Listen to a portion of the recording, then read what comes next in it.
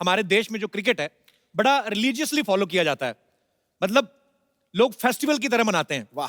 अच्छा, कई लोग तो ऐसे करते हैं जैसे बड़ा मैच हो कोई, स्पेशली इंडिया पाकिस्तान का, तो पूरी बड़ी बड़ी स्क्रीन लगवा लेते हैं, सारे रिश्तेदार यार दोस्त बैठ के साथ में मैच देखते हैं, और इनके रिएक्शन देखना प्लेयर से ज्यादा जो खेल रहे होते हैं ना, इनके बड़े रिएक्शन होते हैं।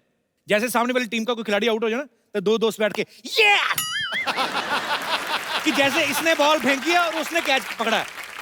टीवी देखते देखते घर पे बैठे चला रहे हैं, कम ऑन कम ऑन, जैसे इनकी आवाज डायरेक्ट कोहली के कान में पहुंच रही है। किसी ने ऐसे ठक करके शॉट मारा तो अंदर से बोल रहे थे पकड़ पकड़ पकड़। तुझे क्या लेना था, मैच एंजॉय कर अपना। अच्छा, इंडिया पाकिस्तान मैच हुआ अभी हाल ही में, लोगों ने बड़े अजीब अजीब कमेंट्स किए। मतलब सबसे पहले जब रोहित शर्मा आउट हुए, अरे यार हर मैच में पहले आउट हो जाता है ये। मैंने देखना ही नहीं है। अच्छा, ऐसे मैच में ना एक पॉजिटिव आदमी बैठा रहता है, अरे अभी बहुत बैटिंग पड़ी है, अभी तो कोहली आएगा, युवराज आएगा, धोनी आएगा, देखना। अच्छा, थोड़ी देर में कोहली है, वो भी आउट, तो फिर ये घुटना छीन लेते हैं अपना।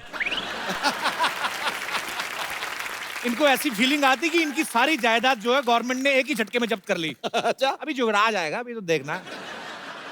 थोड़ी देर में युवराज आया, थोड़ा खेले, वो भी आउट। वो आदमी पॉजिटिव बना रहता है, कोई बात नहीं, अभी तो बड़ा है। अभी धोनी बाकी है, धोनी आए, थोड़ी देर खेले, धोनी निकले, फिर इनका सारा शिफ्ट पॉजिटिव आदमी का पांड्या पे चला जाता है। आज पांड्या कुछ करेगा।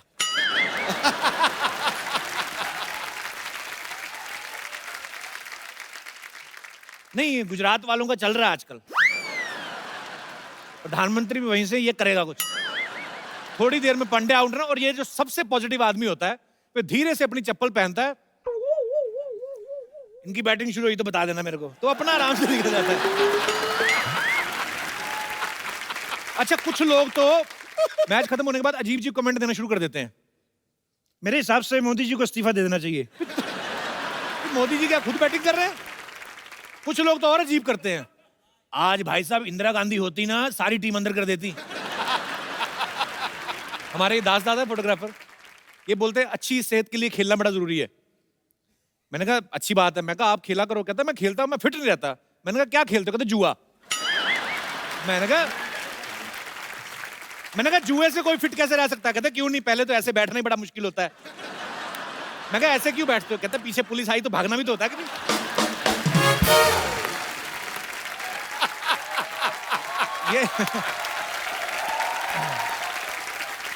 ये हमारा दिनेश है ना, दिनेश गिटार वाला।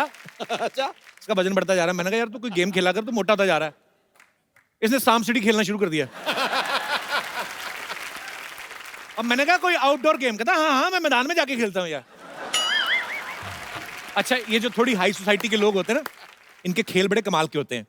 गोल्फ, चेस, बिलियर्ड्स, बड़ा ऐसा लगता है कुछ स्ट्रॉबेरी फ्लेवर आइसक्रीम खाने वाले हैं। एकदम साफ सुथरे कपड़े। हमारे जैसे लोगों के खेल नाम ही अजीब होते, पिट्ठू गरम, रुमाल झपट्टा। नाम सुन के लगता है इसमें कोई खर्चा नहीं, चार पत्थर इकट्ठे किए, एक रुमाल निकाला, खेलो, एक दूसरे को बॉल मारो, चोट लगाओ, घर जाके मां की गालियां खाओ, कोई नहीं। गोल्फ में देख लो एकदम साफ सुथरे कपड़े, परफ्यूम लगा के एक दूसरे को सूंघ सूंघ के खेलते रहते हैं। गोल्फ खेलने जब आदमी जाता है, पहले तो अपने घर से कार में बैठ के क्लब तक जाता है, फिर वहां से एक छोटी बैटरी वाली कार आती है जिसमें यूं बैठ के जाते हैं, फिर वहां तक पहुंचते हैं, फिर एक शॉट मारते हैं क्रच करके। पहले तो बड़ा ध्यान से, पता नहीं क्या सोचते हैं ये, कभी कभी तो इतना भी होता है कि यहाँ पे ये है और यहीं पे वो है जहां पे बॉल डालनी है, तो देखते रहते हैं।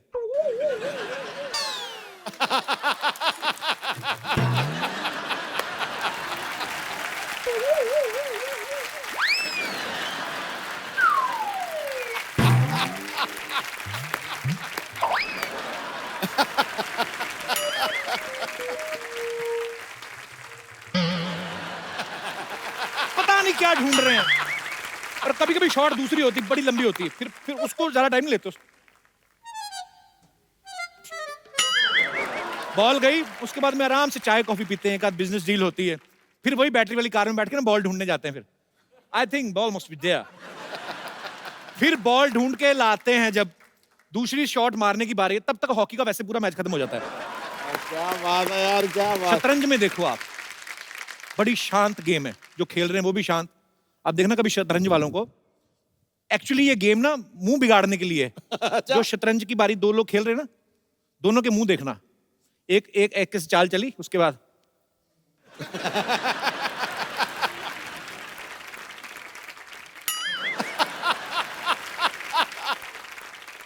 जो दूसरा है उसका मुंह भी वैसे ही।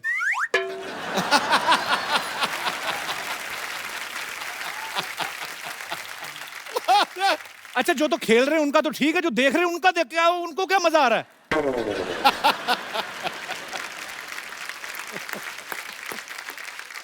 अजीब अजीब।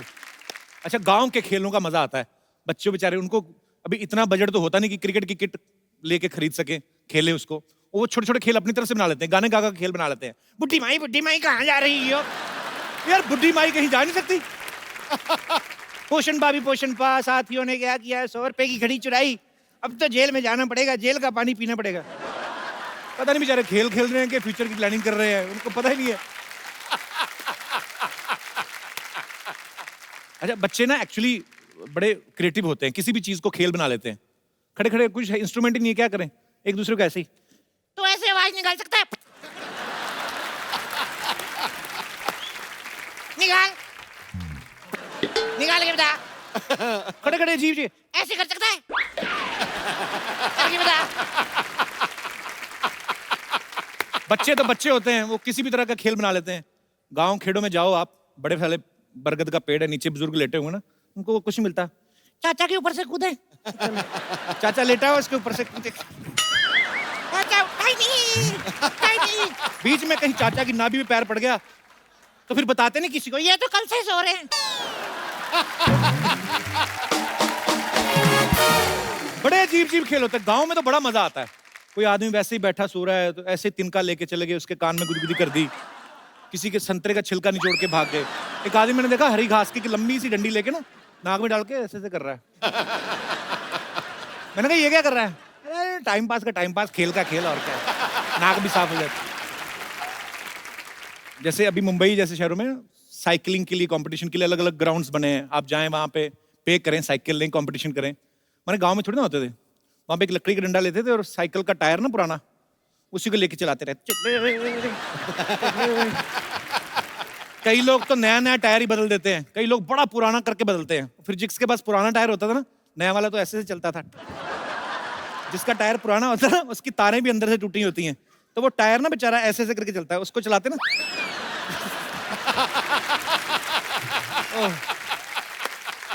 अच्छा, विदेशों में तो एक और खेल होता है, सांड की पीठ पे बैठ के ना उसके सींग पकड़ लेते हैं और फिर सांड ऐसे से घुमाता है और वो लगे रहते हैं ऐसे से।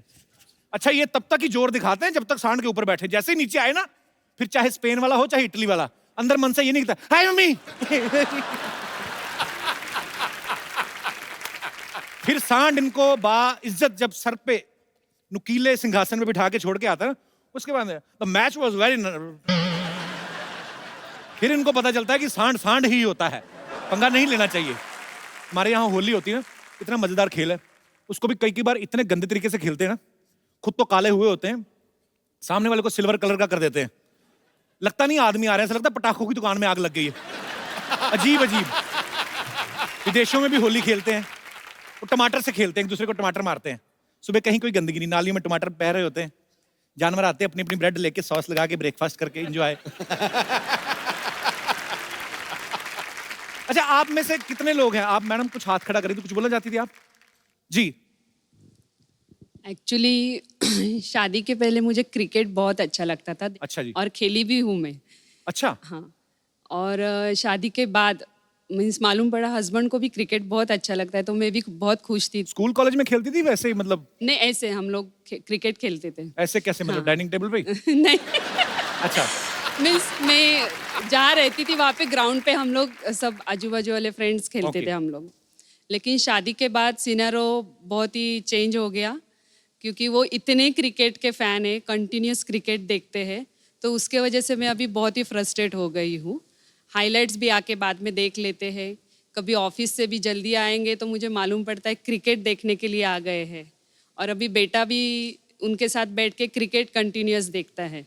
अच्छा। मीन्स कंटिन्यू क्रिकेट रहता है, तो इसलिए मैं थोड़ा फ्रस्ट्रेशन हो गया कि बहुत ही अभी एक चीज ज्यादा देखो तो आपका हाँ, मतलब है कि बोर हो जाती है। और हस्बैंड घर पे अच्छे लगते हैं? वो भी तो काफी देर से आपके हस्बैंड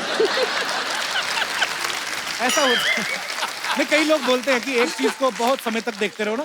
नहीं, आपको पता है एक ही मियाँ बीवी जब 50 साल साथ में निकाल दे ना, 60 साल, आप गौर से देखना शक्लें मिलने लगती हैं आपस में। होता है ऐसा। अभी कितनी, अब बच्चा हो गए, अभी क्या, अभी किसको देखने जल्दी आए? ऐसा कुछ नहीं। होता है आदमी कभी कभी बीवी ना ऐसे, जैसे अभी बारिशों का मौसम है, बीवी बोलती सुनो ना जी बारिश हो रही है, आदमी बहाने से रिमोट उठा लो, नहीं नहीं मुझे मैच देखना है। उसको पता है अपना तो हो ही गया 2020। ओह, पर शादी तो खैर टेस्ट मैच की तरह है, चलती जाती है, चलती जाती है। और बड़ा अच्छा, ये बड़ी सौभाग्य की बात होती है, आपको पता है कि आपके और आपके पतिदेव के शौक मिलते हो। हाँ। ये तो अच्छी बात है। पतिदेव अच्छी आए बात साथ में कि नहीं? नहीं, नहीं वो नहीं ये है। बगल वाला क्यों शर्मा रहा है इतना? ये वैसे ही शर्माई जा रहा है। बहुत बहुत शुक्रिया शो में आने के लिए, Thank धन्यवाद you. आपका। अच्छा, मेरे कोई और दोस्त जिनको स्पोर्ट्स के बारे में कुछ विशेष टिप्पणी करनी हो? जी भाई साहब। ऐसा है कि स्पोर्ट्स तो अभी इंडिया में गली गली में होते हैं और जी। हमारे मोहल्ले में काफ़ी बच्चे क्रिकेट खेलते हैं अच्छा जी। और काफ़ी डिस्टर्ब करते हैं। छुट्टी के दिन भी हो तो भी बच्चे पूरे शोर करते हैं, गेंद गेंद मार के मेरे कितने कांच उन्होंने मैंने तोड़ दिया। कांच का घर है आपका? नहीं, मैं नहीं सीरियसली पूछ रहा हूँ। विंडो विंडो मेरा विंडो। विंडो।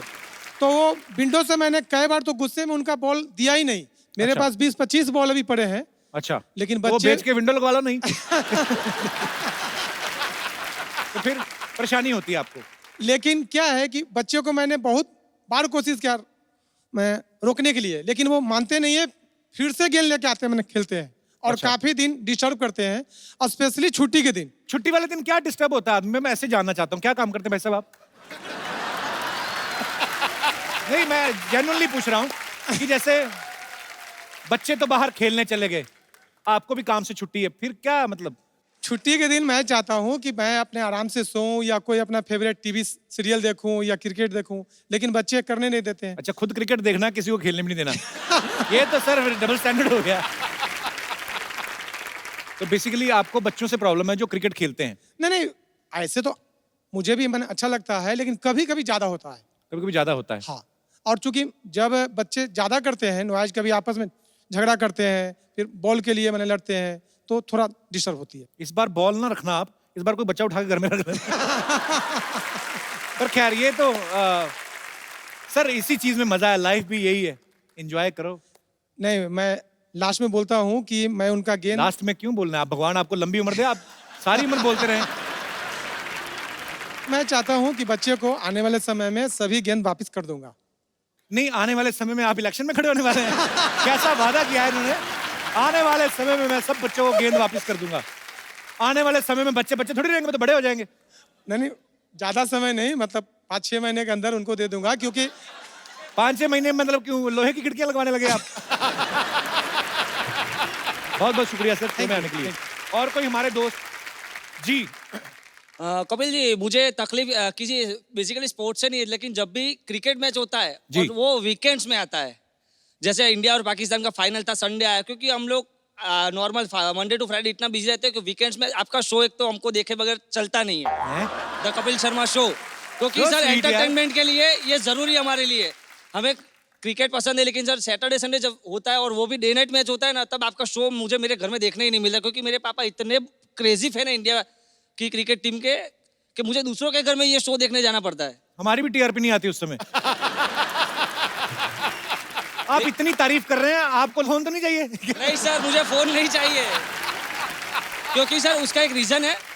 मैं आपका कॉमेडी शो देखता हूँ जी। मैं उसी में अपना थोड़ा उम्र के मैं किसी दूसरों को भी हंसाता हूँ। मेरे कॉलेज में, अपने ऑफिस में मैं दूसरों को एंटरटेनमेंट करता हूँ। पढ़ते हैं अभी? हाँ सर, मेरा पढ़ाई चालू है और साथ में दूसरों को एंटरटेन करता हूँ सर, ऑफिस क्या में, बात? कॉलेज में, क्या इसलिए। क्या पढ़ाई कर रहे हैं आप? एमकॉम एलएलबी दोनों चालू है सर। घर वाले सर पैसे खरीदते नहीं है, मैं खुद सर अपनी मेहनत से कमाता भी हूँ और पढ़ाई करता हूँ sir. We are very proud of you. बहुत अच्छी बात है। Thank you sir. All the best brother, thank you so much Thank you, for sir. Coming. Thanks.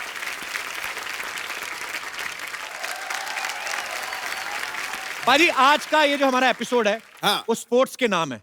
वाह। देश में फुटबॉल और फिटनेस को बढ़ावा देने के लिए नेशनल लेवल पे एक बहुत बड़ी मुहिम जो है वो शुरू हो चुकी है। वो क्या है, उससे क्या धमाल होने वाला है, ये सब तो आपको पता चलेगा ही, लेकिन उससे पहले आप सबकी जोरदार तालियों के बीच में बुलाना चाहूंगा हिंदुस्तानी फुटबॉल के बादशाह भाईचुंग भूटिया और कुश्ती के रियल सुल्तान सुशील कुमार। पैरों की कलाबाजी से बाईचुंग गेंद को नचा देता है और सुशील अपने बाहुबल से सामने वाले का ढोल बजा देता है। वाह,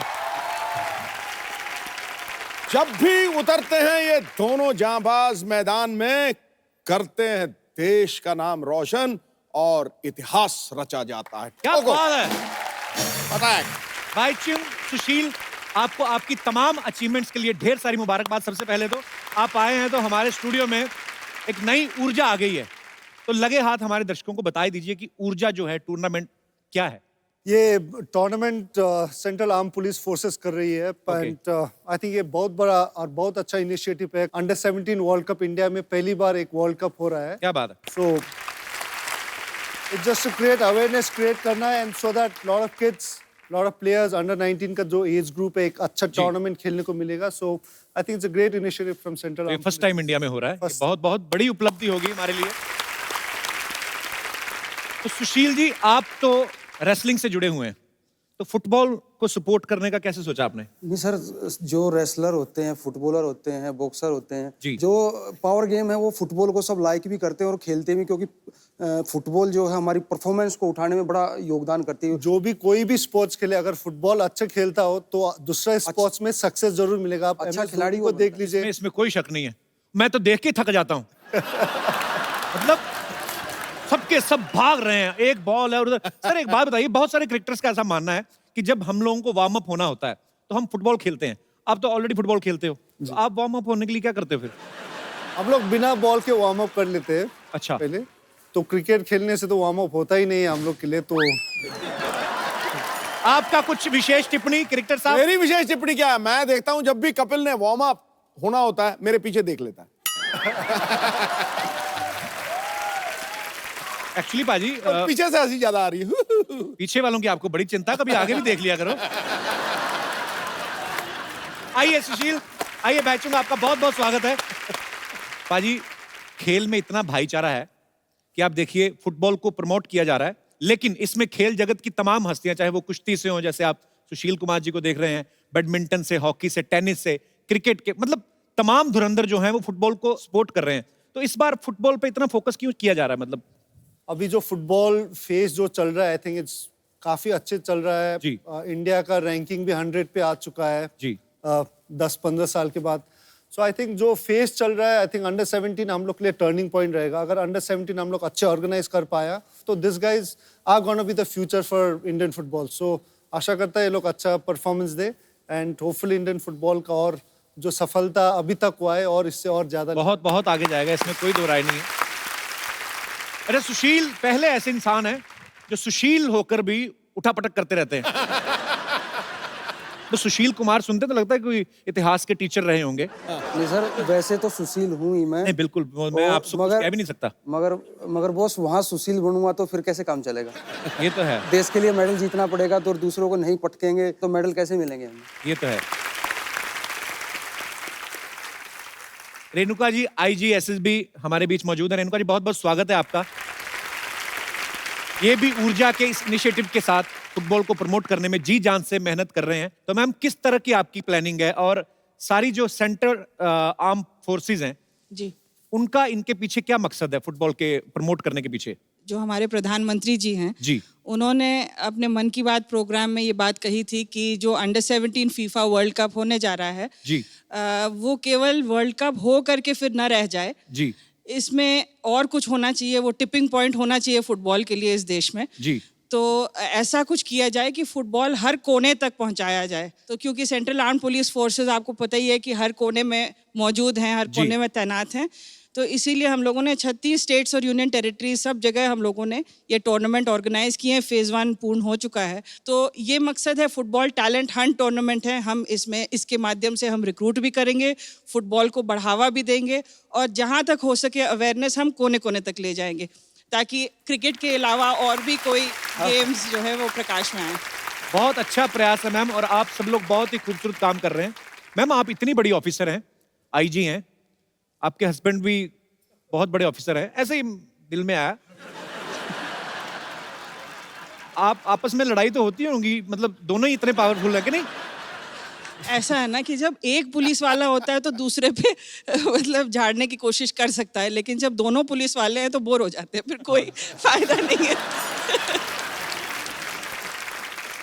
एक्चुअली दोनों को एक दूसरे डर लगता होगा ना कि एफआईआर ना करवा दें। हमारे एक दोस्त हैं कपिल कुमरिया साहब, इनका भी ऊर्जा के साथ ये भी एसोसिएट है। तो कपिल जी, आपका बहुत बहुत स्वागत है हमारे शो में। तो आप किस तरह से योगदान दे रहे हैं अपना? जैसे कि मैडम ने बोला, अब ये एक ब्यूरोक्रेट और एक पुलिस ऑफिसर हैं जी। इनकी मैंने जब ऊर्जा देखी, मैं थोड़ा सा इनके साथ एसोसिएट हुआ था just to help to find a name for the tournament जी। और आज बड़ी खुशी हो रही है कि प्राइम मिनिस्टर का इनिशिएटिव जो शुरू हुआ आई थिंक मार्च में, और आज हम लोग सेकंड फेज पे आ गए और 36 स्टेट से एक फेज खेलने के बाद कई अच्छे टैलेंट बच्चे निकले। They have beaten the Italian team also, they went to Italy for practice and they beat them also. I am very proud. और हमने क्या कहते हैं कपिल देव को ब्रांड एम्बेसडर बनाया। He was very happy to be part of it जी। And I am proud that with all this people around me we have been able to make this tournament a very successful one. 25 जुलाई को उसकी closing होगी दिल्ली में, hopefully हमारे prime minister करेंगे closing उसकी जी। और जैसे बैचुंग ने भी कहा, बच्चे शुरू से पकड़े जाएंगे तो हमारे देश का जो नंबर 100 है वो नंबर 5 पे भी आ सकता है, नंबर 3 भी, क्या आई थिंक नंबर 1 भी हो सकते हैं हम लोग। बहुत अच्छा प्रयास है सर, बहुत बहुत बधाई आपको इसके लिए। CISF से जैसे मैंने बताया कि बहुत सारी फोर्सेस जो हैं इस मुहिम के साथ जुड़ी हुई हैं, तो हमारे बहुत सारे दोस्त यहाँ पे मौजूद हैं। सर, आप इसके लिए क्या प्रयास कर रहे हैं अलग से? CISF एक सेंट्रल पैरामिलिट्री फोर्स है जी। CISF को भी कुछ स्टेट में ये ऊर्जा फुटबॉल टूर्नामेंट ऑर्गेनाइज करने का जिम्मा दिया गया था। हमारा प्रयास ये रहेगा जी। कि ये टैलेंट जो उभर के सामने आया है उसको सेंट्रल पैरामिलिट्री फोर्स में रिक्रूट किया जाए, उनको नर्चर किया जाए और देश के लिए जो आने वाला भविष्य है उसको उज्जवल बनाया जाए। बहुत अच्छा है सर, बहुत अच्छा प्रयास कर रहे हैं आप सब लोग। और CISF इसमें बड़ा अहम योगदान निभा रहे हैं, क्योंकि CISF वाले देश के कोने कोने में से ढूंढ सकते भी है। बिकॉज जब आप एयरपोर्ट पे जाओ ना, तो आपके सूटकेस के कोने कोने में से चीजें ढूंढ लेते, नेल कटर तक नहीं छोड़ते। तो सर ऐसे ही मैं दिमाग में आया था, देसी घी का डिब्बा एक बार मेरी मम्मी लेके जा रही थी, वो भी निकलवा लेते। वैसे क्यों निकलवाते सर? ऐसे कि जहाज में अलाउड नहीं होता सर देसी घी? ऐसे ही पूछा सर। आप? सर बताना चाहूंगा, देसी घी एक्चुअल में लिक्विड आइटम है सर। हाँ जी। और लिक्विड, एरोसेल और जेल, ये तीनों ही फॉर्मेट में जो लिक्विड जाता है सर, उसमें कोई एक्सप्लोसिव भी हो सकता है। ओके। तो लिक्विड 100 ml से ज्यादा जो भी लिक्विड आइटम है सर, वो सब का सब रोका जाएगा। नहीं, तो हमारे दर्शकों का ही सवाल था कि CISF से कुछ ऑफिसर्स आए तो उनको पूछा जाए कि जैसे देसी घी का डिब्बा सपोज निकाल लिया तो बाद में किधर जाता है वो?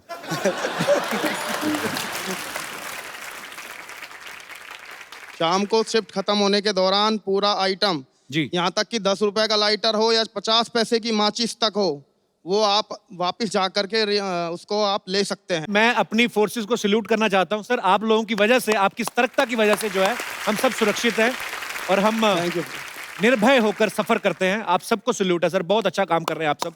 Thank you sir. जो लड़कियां होती हैं वो ऐसे लड़कों की बॉडी की बड़ी फैन होती हैं कि अच्छा लड़का सेहतमंद हो, तो जब आप बाहर कुश्ती वगैरह करते हैं तो गोरियां बोलती नहीं कि हाय व्हाट आई मस्ट? मेरी शादी हो चुकी है। ये ट्विंस बच्चे हैं मेरे को 2। जी। तो मैं वहीं ज्यादा ध्यान देता हूँ, उनका पता नहीं वो क्या ध्यान देते हैं। भाईचुन, आपके नाम में ही भाई लगता है। तो जैसे स्कूल कॉलेज में जब पढ़ते थे, लड़कियां ऑब्वियसली बुलाती होंगी हाय भाई, हाउ आर यू, तो उस समय आपको बुरा नहीं लगता था कि यार ये क्या मतलब? डेफिनेटली गुस्सा तो आता है जब भाई बोला था। और मैं जब स्कूल में था जी, तो मैं हर समय फुटबॉल खेलता था। अच्छा। तो हर समय मैं गंदा होके बैठा था, बिकॉज फुटबॉल खेल के पसीना होके हर समय, तो कोई लड़की देखता ही नहीं था। अच्छा। तो हम जितना भी कोशिश करें, कारण मैं इतना गंदा रहता था तो कोई देखता ही नहीं था। तो राखी का दिन में सब आके मुझे राखी पहनता था, तो उसी समय थोड़ा बहुत तो आपका फोकस क्लियर था, तभी आप इंडियन टीम के कैप्टन भी रहे हैं। आपको तो मेरे ख्याल से जो आपकी गृहस्थी शुरू हुई, आपकी अर्धांगिनी, वो भी कुश्ती की वजह से ही? हाँ जी, मेरे जो गुरुजी हैं उन्हीं की जो लड़की है उन्हीं के साथ मेरी शादी हुई। वाह। तो ये भी बड़े, और बच्चे भी हैं मेरे 3 साल के, वो भी रेसलिंग की तरफ उनका वो रहता है, वो छोटे से अखाड़े में आ जाते हैं। 3 साल के ही? हाँ 3 साल के ही हैं वो। उनको भी क्योंकि उनके नाना भी बहुत बड़े पहलवान रहे हैं, T2 के एशियन गेम्स के गोल्ड मेडलिस्ट रहे हैं और पापा ओलंपिक मेडलिस्ट हैं, वर्ल्ड चैंपियन, तो थोड़ा सा तो जाएगा ना जी। क्या बात है। अच्छा, जिस तरीके से इनके खानदान में सारे रेसलिंग करते हैं, आप सब लोग इकट्ठे हो जाओ, आप तो दिल्ली खाली करा लो। कर सकते हैं। अब वक्त है ऊर्जा को सपोर्ट कर रही कुछ और हस्तियों को यहाँ पे बुलाने का। तो आप सबकी जोरदार तालियों के बीच में इनवाइट करना चाहूंगा हिरनी जैसी लंबी छलांग लगाने वाली उड़न परी अंजू बॉबी जॉर्ज और माउंट एवरेस्ट पे 6 बार फतेह करने वाले पद्मश्री लवराज सिंह धर्मशत्रु का। अंजू जी, लवराज सिंह जी, आपका बहुत बहुत स्वागत है। आइए विराजमान हो जाइए। आप दोनों का बहुत बहुत स्वागत है। Thank you. आपसे पहली बार मुलाकात हो रही है। अंजू, आपका नाम काफी लंबा, Anju Bobby George. It's like me. अब बिल्कुल आप खुद भी काफी लंबी हैं, इसीलिए लॉन्ग जंप चुना था आपने? Actually, I was doing almost all the events. Okay. I did heptathlon, the 7 events, and I was doing all the events in individual also. Okay. But later I came to know that doing heptathlon, it's a risky thing because I have to run 800 meters. Okay. And I am very bad in 800 meters. So I thought long jump is just short distance, no? So no, it's not the real reason. I was just joking. मुझे तो पता भी नहीं चल रहा आप क्या बोल रही हैं। मैं तो ऐसे ही एंजॉय कर रहा हूँ। इतनी हार्डकोर इंग्लिश। तो पाजी तो इंग्लिश पूरी समझते हैं। तो क्या कहा उन्होंने? मुझे भी नहीं पता लगा। तो अंजू, आपको घर वालों का शुरू से सपोर्ट था इस गेम को खेलने के लिए? घर से भी छलांग लगा के निकली थी? No. I started when I was the age of 5. Okay. Actually, it was my parents' interest. So my mother, she tried to do sports, but at that time it was not possible for a girl. So इसलिए उसने मुझे इसमें डाला। Okay. पर आपने बहुत नाम रोशन किया है हमारे हिंदुस्तान का। बहुत बहुत बधाई आपको। पाजी, आम आदमी शादी के वक्त घोड़ी पे चढ़ने से कतराता है, तो लवराज सिंह जी तो 6 बार माउंट एवरेस्ट पे चढ़ गए। तो सर, आप जैसे आप बार बार जाते हो, आप अपना कोई सामान भूल आते हैं? आप हर बार तो मतलब इतनी बार आप गए हैं, आपको बहुत बहुत बधाई सर, सल्यूट है। माउंट एवरेस्ट पे एक बार चढ़ने का ही एक्चुअली सपना कोई कोई देखता है और उसको पूरा। सर, आप 6 बार चढ़ गए, आपको सबसे पहले तो बहुत बहुत मुबारकबाद। Thank you. तो सर, ये बार बार आपके मन में माउंट एवरेस्ट जाने का ख्याल कैसे आता है? बार बार तो ऐसा कि जब भी मैं गया तो एक नया थीम लेके गया जी, एक नया सोर्स लेके गया और डिफरेंट रूट से गया मैं। अच्छा जी। तिब्बत साइड से भी गया 3 बार और टोटल मैं वैसे तो 9 बार गया हूँ एवरेस्ट में। अच्छा, 3 बार और गए हुए हैं? और 5 बार मैं टॉप तक पहुंचा। अच्छा, डिफरेंट रूट से। सर, बहुत ही मुश्किल काम है एक्चुअली, हमने तो सुना ही है, पर वो काफी रास्ते में खाने पीने की दुकानें वगैरह होती हैं सर? कैसी होंगी? एवरेस्ट तो ऐसे है, दुकानदार ऐसे सामान तो बेच नहीं सकते। क्या ही सर, क्या मतलब क्या प्रॉब्लम्स आती हैं जब आप माउंटेनिंग करते हैं? बहुत एक्सपेंसिव गेम है। ऑलमोस्ट एक मेंबर को एवरेस्ट चढ़ने के लिए तकरीबन 20 से 25 लाख रुपए चाहिए। ओके। इक्विपमेंट कम से कम 4-5 लाख का इक्विपमेंट लग जाता है और नेपाल गवर्नमेंट का जो रॉयल्टी है $11,000 परमिशन फीस, इस तरह से ऑलमोस्ट 25 लाख के आसपास खर्चा आता है। एक खाना पीना, ऑक्सीजन तक आपको कैरी करनी पड़ती है? 3 सिलेंडर जो है ऑक्सीजन लगता है सबमिट के लिए। क्या बात है सर, बड़ा जोखिम वाला काम है जो आप इतनी बार कर चुके हैं और आप सबको सैल्यूट है सर। आप अपने अपने फील्ड में सब लोग धुरंधर हैं।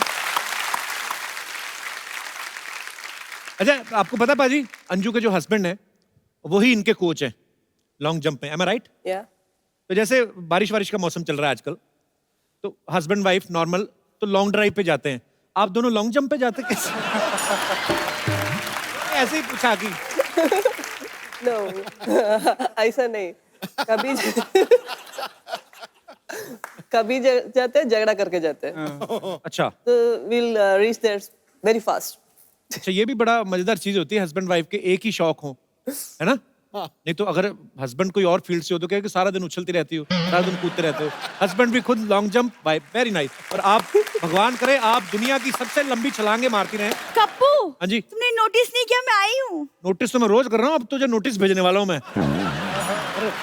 एक्सक्यूज मी, ऐसे कैसे तुम नोटिस भेज दोगे? मैं सबसे मिलने आई हूँ। हाय सुशील, हाय बाईचुंग, हेलो लवराज जी, हाय अंजू, आप लोग कैसे हो? आज तू स्पोर्ट्स वाली बन के आ गई? बिल्कुल जैसा देश वैसा भेष पाजी। हाय हाय। आफ्टर ऑल मैं भी एक स्पोर्ट्स पर्सन हूँ। वैसे लवराज जी, मेरा एक सवाल था। मुझे ना माउंटेनियरिंग और ट्रैकिंग का बहुत शौक है, तो कितना टाइम लगता है माउंट एवरेस्ट क्लाइंब करने में? माउंट एवरेस्ट क्लाइम करने में ऑलमोस्ट 1.5 मंथ। 1.5 मंथ ना? तो इसको अगर बोल देना कोई ऊपर लंगर लगा हुआ है 45 मिनट में चढ़ जाएगी। एक माउंटेनियरिंग का तुम्हें शौक कोई नहीं है? इनका फ्रिज खराब है, बर्फ लेने जाना है, झूठ बोल रही है। आज क्या झूठ बोलने आई? तुम चुप रहो, मैं कोई झूठ वूठ नहीं बोलने आई। वो क्या है ना सुशील, हम 4-5 लड़कियों ने मिलाकर एक एनजीओ खोला है। एनजीओ नहीं, गिरोह कहते हैं उसको।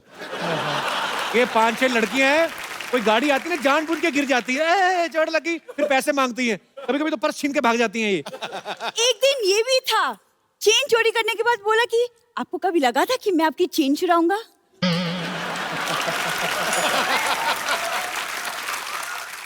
शादी की उम्र हो गई, अच्छी अच्छी बातें किया कर कोई। देखो कपूर, शादी ना बातों से नहीं मुलाकातों से होती है, तुम नहीं समझो।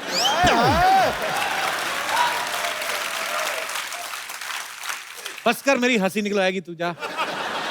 देखो मैं यहाँ हंसाने नहीं, ये मैं कुछ सामान बेचने आई हूँ ताकि मैं चैरिटी कर सकूँ। चैरिटी? तो ये चोरिटी कहाँ से की, पहले तो ये बताओ। इसका सामान उठा के लाई है ये? किसी का भी नहीं। ये देखो, ये सब एंटीक सामान है, तो मैं ऑक्शन करूंगी, ठीक है? ये देखो, ध्यानचंद जी की हॉकी। ओह, तुम्हारे पास कहाँ से आई है? कहाँ से आई मतलब क्या, दादाजी खेलते थे उनके साथ। आ गया दादा। ये ध्यानचंद जी के जानते थे, ये तो मेरे को पक्का पता है, लेकिन एक बार ध्यानचंद जी का ध्यान इधर हुआ, ये हॉकी लेके निकल गए इनके दादाजी। ये ऐसे काम करते तुम लोग? खबरदार, तुमने मेरे दादाजी को चोर कहा तो। वो स्पोर्ट्स पर्सन थे। वैसे अंजू जी, पता है वो दादाजी ना लॉन्ग जंप में भी चैंपियन थे। मजबूरी थी उनकी, घर नाले के बिल्कुल बगल में था, दरवाजा खोलते लॉन्ग जंप मारना पड़ता था उनको। एक बार तो पाजी जंप ना, एक बार लॉन्ग जंप थोड़ा सा शॉर्ट रह गया, फिर जाके जुहू बीच से कलेक्ट किया इनको। और क्या सामान लेके आई है? झूठ बोली जा रही है। नाले के बीच में से निकल मेरे गए। पास एक बहुत ही पुराना but brand new cricket bat है। देख लो, दिमाग सरका है। बहुत पुराना है तो ब्रांड न्यू कैसे हो गया? पुराना है लेकिन यूज नहीं किया। वो क्या है ना, एक बहुत ही महान क्रिकेटर 1990 में खेलने के लिए उतरे, लेकिन यूज ही नहीं किया। मैंने नहीं कहा, मैंने कुछ कहा पाजी, उसने कहा, मैंने कुछ कहा?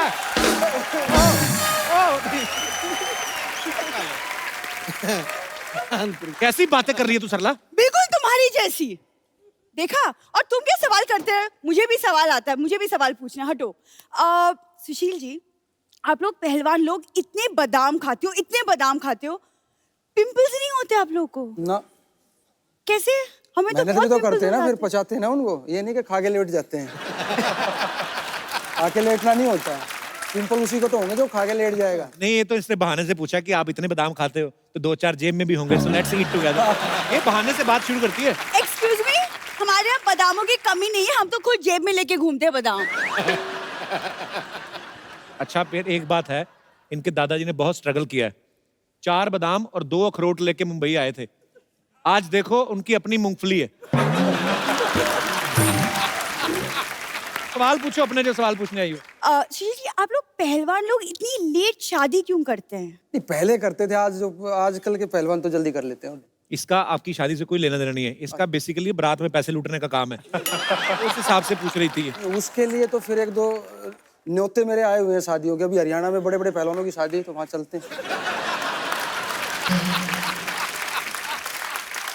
अच्छा लगता है तुम्हें? इतनी खूबसूरत दिखने वाली लड़की हो और दूल्हा घोड़ी पे बैठा होता तो कहती हट जाओ पीछे, इधर रुपया। ऐसे काम करती, अच्छी लगती लड़की। कपू, तो क्या ये 10,000 की ड्रेस पैसे लूट के बनवाई है मैंने? 10,000 की तो उसने बनवाई ना, जिसकी है। तूने तो 100 रुपए भाड़े पे लाई है। जिस आदमी से खुद चाय नहीं बनती वो मेरी बात तो बनने नहीं देगा। वैसे बाईचुंग, मुझे ना एक्चुअली एक रियलिटी शो ऑफर हुआ है जिसके लिए I need a dancing partner and you have experience. तो क्या आप मेरे पार्टनर बनेंगे? एक समय था वो मैं रिटायर कर चुका हूँ, जैसे फुटबॉल एक समय खेलता था वो भी रिटायर कर चुका हूँ। अब सुशील जी आपकी बारी। अब तो आपकी बारी। असली नाच तो अब होगा। नहीं, डांसिंग पार्टनर। मैं डांस है ना, मैं कोई परेशान करेगा ना तेरे को, वो मैं बाहर दिखाऊंगा डांस, फिर उसको वो डांस में दिखा दूंगा। कपिल जी अब नहीं, पर ये मेरे को बोल रही थी सुशील को तो मैं ऐसा अपना इम्प्रेस करूंगी ना, मेरा बॉयफ्रेंड बन जाएगा, ऐसे बोल रही थी आपके आने मेरी से पहले। शादी भी हो चुकी है और 2 बच्चे भी हैं, और मुझे कोई उनको भी पहलवान बनाना है, ये मेरी लेकिन एक डांस तो बनता है। आप मैम को पहले जानते थे सुशील, जब ऊर्जा के साथ नहीं जुड़े थे? मैम गुस्सा तो नहीं हो गए ना? अभी मैडम ने फुटबॉल का ये ओपनिंग कराई, ओपनिंग थी मेरे ख्याल से उस दिन इंडिया गेट पे, और बहुत लोग वहाँ आए हुए थे, और मैम जो थी वो सिविल में ही थी। अच्छा। तो मैंने मैम को देखा, मैं कहा यार पता नहीं ये मैम इतनी परेशान क्यों हो रही है, चाहे तो ये कोई कैंटीन वाली है जो कैटर होता है, चाहे वो है, चाहे कोई मैनेजमेंट कंपनी का कोई चाहे मैनेजर है ये। मगर जब मुझे बाद में पता लगा कि मैडम आईजी हैं और इतनी मेहनत वो कर रही हैं टूर्नामेंट को सफल करने में, बहुत कम ऑफिसर जो है स्पोर्ट्स को इतना सपोर्ट करते हैं फोर्सों में। मैं ठीक कह रहा हूँ ना मैम? टीम होगी कौन सी वाली बात का कह रहे हो कि ठीक कर रहे हो? वो मैम आप जिसमें से जो अच्छी लगे वो उठा लो। दोनों तीनों चीज बहुत अच्छी थी, इतनी मेहनत, आप इतने बड़े रैंक पे होके इतनी तरीके से हर चीज आपने मैनेज की, वो भी बहुत अच्छी है, चाहे वो कैटरिंग के रूप में हो या मैनेजमेंट के रूप में, वो भी बहुत अच्छी है। पर ये बहुत बड़ी बात है जब खुद ऑफिसर जो है मौके पे रह के पूरे कार्यक्रम को संभाल रहे होते हैं, तो ऑब्वियसली आपकी टीम को भी एक नई ऊर्जा मिलती है। तो आप बहुत अच्छा काम कर रहे हैं, आप सबको बहुत बहुत बधाई इस काम के लिए। अच्छा पाजी, एक चीज है, जैसे आप क्रिकेट खेलते हो या कोई भी स्पोर्ट है, तो उनके जो कोच हैं वो बाहर से देख रहे हैं, अप्रिशिएट कर रहे हैं, या टेंशन भी होती है कि अगर गेम थोड़ा नहीं सही जा रहा है, अच्छा जा रहा है, तो खुश भी होते हैं। फुटबॉल में मैंने देखा जो कोच हैं बिल्कुल ही, मैंने जब इंटरनेशनल मैच देखता हूँ इन्वॉल्व हो जाते, बहुत इन्वॉल्व, मैं कहता हूँ वो पूरा खेलते बाहर से ही। वो क्यों इतनी टेंशन लेते? उनका पैसा लगा होता है। कोच का बहुत बड़ा रोल होता है एंटायर टीम को बिल्ड करने के लिए, और कौन फॉर्मेशन क्या स्टाइल में खेलना है, कैसा मूवमेंट करना है, तो ये ट्रेनिंग में बहुत करता है। एंड व्हेन ग्राउंड में जब नहीं दिखाई देता है तो देन काफी एजिटेटेड हो जाता है। नहीं, मेरा इसलिए सवाल में आया था कि आदमी अगर बॉल लेके जा रहा है, भाग रहा है, इधर से क्वेश्चन बुलाया, इधर मतलब किधर, उतनी देर में बॉल लेके निकल जाए। अच्छा, दंगल में आमिर खान साहब ने इनकी जैसी बॉडी बनाई है और इनसे इंस्पायर होकर, तो आपको आमिर खान का कोई डायलॉग आता है? ऐसे ही पूछ लिया मैंने, वैसे ट्राई कर लेंगे। मैं आपको डायलॉग देता हूँ। डायलॉग है कि अपनी मिट्टी की हमेशा इज्जत करना। अपनी मिट्टी की हमेशा इज्जत करना, क्योंकि जितनी इज्जत तुम मिट्टी की करोगे, जितनी इज्जत तुम अपनी मिट्टी की करोगे, उतनी ही इज्जत तुम्हें मिट्टी से मिलेगी। उतनी ही इज्जत तुम्हें मिट्टी से मिलेगी। अभी पूरा याद है आपको? हो गया कि नहीं? नहीं हुआ जी।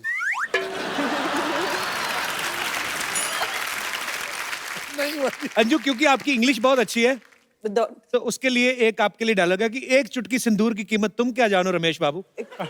Can you split it? है एक चुटकी एक चुटकी लगातार बोलना है, मजा उसी में है। इसका मतलब